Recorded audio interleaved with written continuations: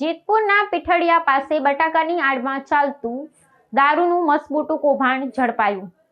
વાહનો અને દારૂ સહિત કુલ 86.33 લાખનો મુદ્દામાલ કરાયો જપ્ત। જેતપુર તાલુકાના પીઠળિયા કર ઉઘરાણી મથક ટોલ પ્લાઝા નજીક રાજ્ય મોનિટરિંગ સેલે એક અત્યંત સફળ અને સાહસિક કાર્યવાહી હાથ ધરીને વિદેશી દારૂની મોટી હેરાફેરીનો પર્દાફાશ કર્યો છે। બટાકાના જથ્થાની આડમાં સંતાડીને લઈ જવાતો શરાબનો જથ્થો સુરક્ષા દળોએ પકડી પાડતા ગેરકાયદે પ્રવૃત્તિ કરતા તત્વોમાં ફફડાટ વ્યાપી ગયો છે। ગુપ્ત બાતમીના આધારે કરવામાં આવેલા આ દરોડા દરમિયાન માલવાહક વાહનમાંથી લાખોની કિંમતનો નશીલા પદાર્થનો જથ્થો મળી આવ્યો હતો। આ આયોજિત કાર્યવાહીમાં વિવિધ બ્રાન્ડની કુલ 25,920 વિદેશી દારૂની બોટલો કબજે કરવામાં આવી છે, જેની અંદાજિત કિંમત 51.90 લાખ રૂપિયા આંકવામાં આવી છે। પોલીસે દારૂના જથ્થા ઉપરાંત 2 વાહનો અને 5 ભ્રમણપાસ મોબાઈલ ફોન સહિત કુલ 86.33 લાખ રૂપિયાથી વધુનો મુદ્દામાલ જપ્ત કર્યો છે।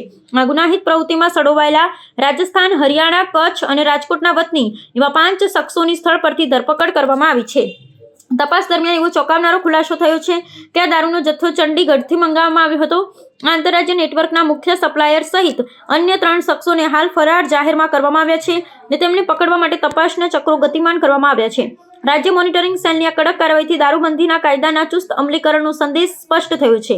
હાલમાં પોલીસ દ્વારા ઝડપાયેલા આરોપીઓની સઘન પૂછપરછ હાથ ધરી અને આ જાળ બિછાવનારા અન્ય સૂત્રધાર સુધી પહોંચવાનો પ્રયાસ કરવામાં આવ્યો છે।